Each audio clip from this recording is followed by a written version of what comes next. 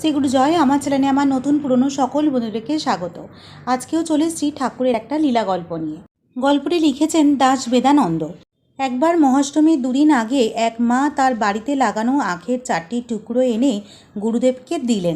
বললেন, বাবা সেবা করবেন, আমার নিজের লাগানো আখ। হ দাও। 2 হাতে করে ওই সামান্য 4 টুকরো আখ গ্রহণ করলেন। মনে পড়ে গেল গীতার সেই মহান কথা, পদ্ম পুষ্প ফল জল যে ভক্ত আমাকে প্রেমের সহিত ভালোবাসার সহিত দেয়, আমি শুধু গ্রহণ করি না, খাই। এখানেও তাই দেখলাম। মহাষ্টমীর যজ্ঞ শেষ হয়েছে, গুরুদেব ঘরে এসেছেন। সেবায়িতরা বলছেন, বাবা ডাবের জল মিছরির জল দেব? না, ওই যে মা আখ দিয়েছে তা রস করে দাও। সর্বনাশ, মাথায় হাত। এত জিনিসের মধ্যে কোথায় যে আখ আছে কে জানে। সবাই সবাইকে জিজ্ঞাসা করে তা দেখছিল। কি করা যায়, এদিক ওদিক ছোটাছুটি। খানিক পরে গুরুদেব বলছেন, কি হয়নি? অন্তর্যামী সবই বোঝেন। কি পাও নাই? তোমাদের সকল কাজই অগোছালো বলেই বলছেন, দেখো তো ওই হানে কি দেখা যায়। হাত দিয়ে দেখলো সেই 4 টুকরো আখ। রস করে দেওয়া হলো। একটু সেবা করেই বলছেন, আহ কি শান্তি। সঙ্গে সঙ্গেই মনে পড়ে গেল সুদামা বিপ্রের চিরার খুদ খেয়ে ভগবান জগতের ঐশ্বর্য দান করেছিলেন। এখানেই ভক্ত ভগবানের আসল পরিচয়।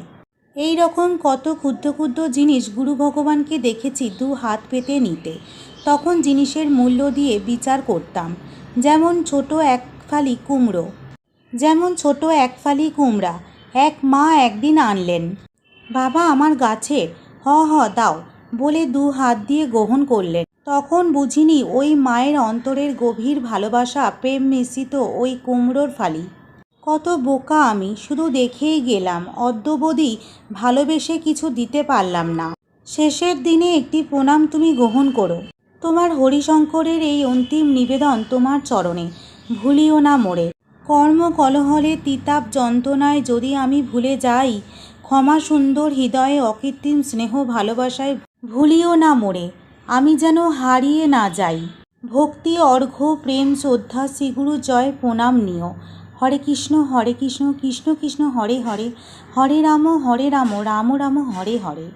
আজকের এই ছোট্ট লীলা গল্পটি কেমন লাগলো তা অবশ্যই কমেন্টে জানাবেন বন্ধুরা। আর লাইক শেয়ার সাবস্ক্রাইব করতেও ভুলবেন না। নমস্কার, শ্রীগুরু জয়।